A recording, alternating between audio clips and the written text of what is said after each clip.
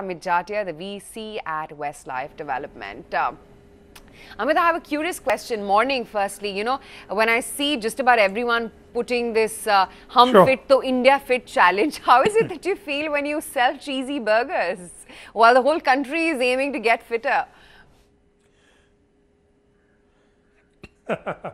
Well, the idea is that you give the consumers what they want.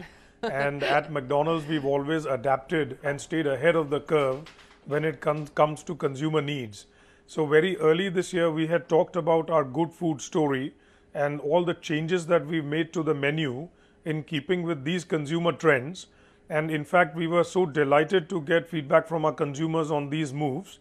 And in fact, that was just the beginning. So for example, we've reduced the calorie content in our sauces by 45%, which led to a reduction of 10 to 11% in the calorie content of the burgers. We've replaced our wrap with a whole wheat wrap. Our ice creams are 100% milk but 96% fat free. All the artificial preservatives, colors, we never had artificial colors or flavors, but even preservatives we've been able to take away from our patties. And we've done a whole bunch of other things like the aloo tikki being a balanced meal as per NIN, that is National Institute of Nutrition, recommendations on carbohydrate, fat and protein. So a whole bunch of things, and like I mentioned, this is just the beginning. The key is, if you're in the consumer business, you got to stay in touch with what the consumer needs are if you want to remain relevant. It's a burger without cheese. Yeah, no, but while you're actually, that's a very smart question, Amit. While you're saying you have to cater to the needs of the end consumer, the point is the consumer needs are changing. So how do you cater to that?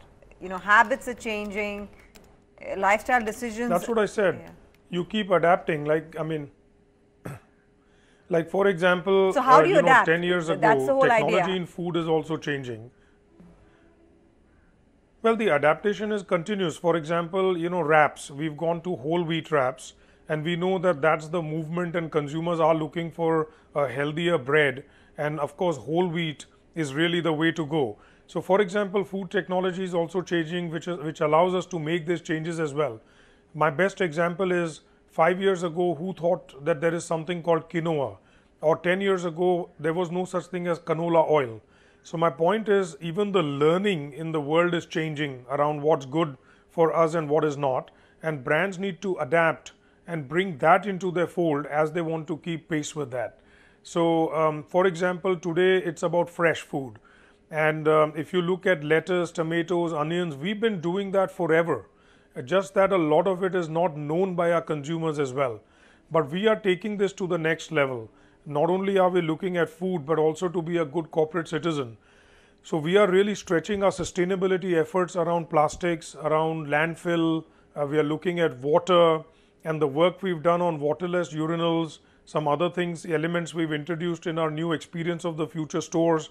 I think over the next 1 to 2 years, you will continuously hear from us on all these forward-looking steps that we are taking. The first and most important thing, of course, is just awareness on the calorie content of each of our products. And we had announced when we launched our first EOTF store, that is Experience of the Future store, in January of 2017, that we will start by putting calorie count on our menu boards. And we've boldly done that so that consumers can make the choices that are relevant to them for that moment of the day. So, I think brands can stay ahead of the curve by adapting all new technologies in food, as well as all the changes that are happening in the consumer's mind. Elaborated more on that, Amit. What does this do for your cost base? Because for a lot of the healthy products, I would imagine that the purchase cost would also go up for you. It's not necessarily true. However, from our point of view, permissibility of being able to wanting to eat at McDonald's more often more than compensates us for these costs. So along with all these changes that we've done, we have not really changed the menu pricing in relationship to this. Generally, we've tried to absorb that because we feel to some extent it's our sort of responsibility to keep moving and giving consumer these new changes at McDonald's. So far we've been able to manage it reasonably well within the menu price increases of 3 to 5% that we do every year, which not only covers inflation, but if there are such costs, then it sort of covers that as well. So you're saying that if margins are in the last quarter came in at 6%, which was a good expansion from 4.4 on a year-on-year basis, that you will be able to better margins even in the new frame of things with the new strategy of being health conscious? Absolutely. I mean, the key is that it's got to be consumer friendly, and as that results in more footfalls into the restaurant, clearly that's margin accretive, because we are a high volume, low margin business, and therefore for us to get more and more footfalls into the restaurant is extremely important. Last year was a phenomenal year for us. In fact, we've been the only brand that for 11 quarters, through demonetization and GST, has actually delivered positive same-store sales growth, and that too reasonably strong same-store sales growth. And given that we have the highest average unit volume per restaurant in the industry, so for example, last quarter when we delivered a 25% same-store sales growth, that meant on an annualized basis 1 crore incremental sales per restaurant per year. So that's a significant amount, because eventually that means a lot more customers are coming to McDonald's than anywhere else. So essentially that helps us dramatically with margins as well. And last quarter, last year was fantastic. Not only did we grow top line by 21% in all of last year, but we also turned to PAT positive. So, we posted a 12.5 crore PAT, and cash flow grew by almost 80% to about 90 crores. So all in all, it was a phenomenal year, and we are quite pleased that the platforms that we built with McCafe, delivery, menu, the re-imaging and experience of the future restaurants, we feel that as the consumer cycle's turning around, the platform on which McDonald's stands today in West and South, I think we are seeing really good results. I mean, otherwise a 25% same-store sales growth on top of a pretty decent quarter before and before that was quite interesting and heartening to see.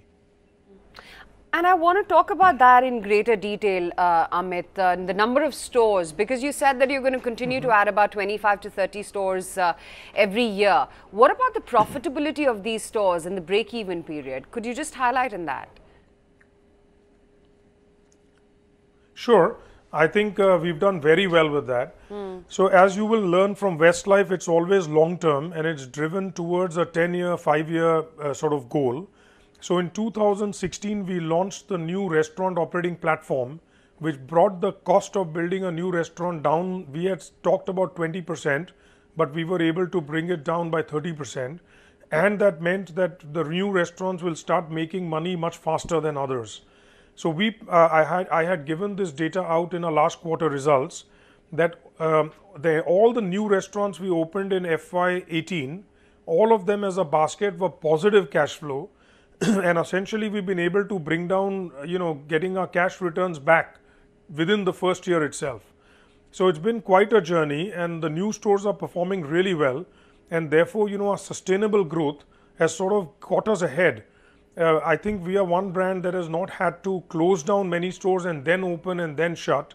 We've consistently, through the really difficult years of 13, 14 and 15, even in that period we added almost 100 new restaurants. So we call it the 20-mile march, taking in from some of the books about good to great and so on. So essentially we believe that it's a sustainable growth, it's a marathon, and when you build a retail network in a country like India, the platform and the foundation of that has to be really solid. So if you look at our deal structure, if you look at the portfolio of restaurants, which means drive-thrus, food courts, high street, malls, we have a very strong and a good mix around all of this. So all in all, I think our new store strategy has worked very well for us, and therefore we believe, as I laid out yesterday, that our vision 2022, it's a midpoint check that yes, we are on track, and we are looking at between 400 to 500 restaurants by that time. Additionally, we are saying that we'll get to between 300 plus McCafes and over 300 plus delivery hubs. So, all in all, it's looking quite good for Westlife and for McDonald's. Yeah, indeed. It was a very impressive vision statement indeed that you have for 2020. But tell me, just for the basis of our understanding, Amit, what is the cost of opening a new store, both McDonald's as well as McCafe separately? Sure. So McDonald's typically 23 to 25 million rupees for a base McDonald's store, and typically for McCafe we've been able to bring it down to about 2 million to 2.5 million.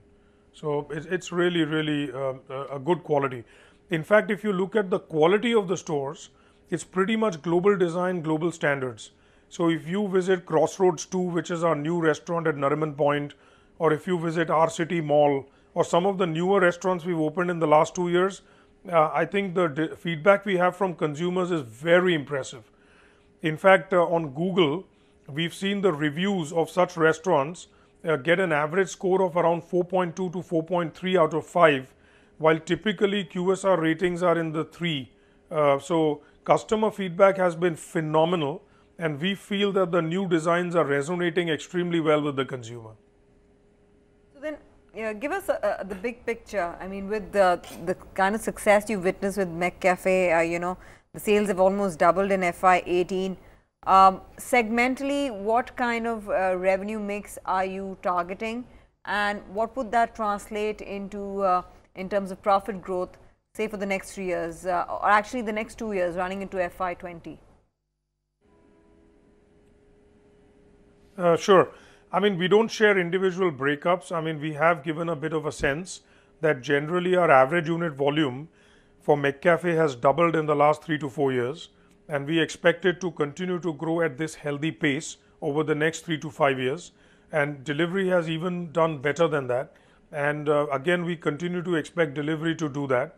So we think that the sales of McCafe and delivery alone will equal over 800 crores, which was our total sales in 2016 as a company.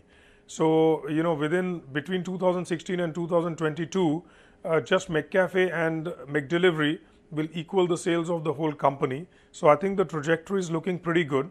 And as stated out in our Vision 2022, our margins, we are saying low to mid teens in EBITDA margins, which is quite strong given that we closed last year at 7.5%.